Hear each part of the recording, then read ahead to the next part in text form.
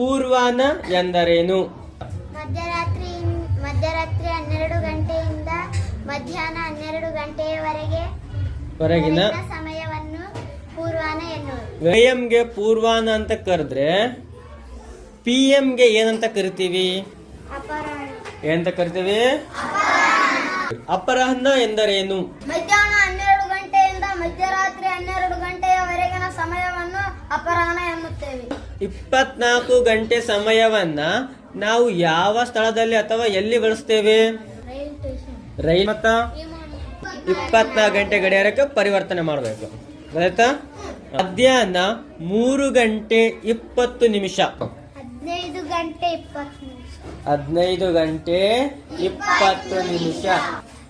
ಬೆಳಿಗ್ಗೆ 7 ಗಂಟೆ ಸಮಯವನ್ನ 24 ಗಂಟೆ ಗಡಿಯಾರದಲ್ಲಿ ಪರಿವರ್ತಿಸಿ.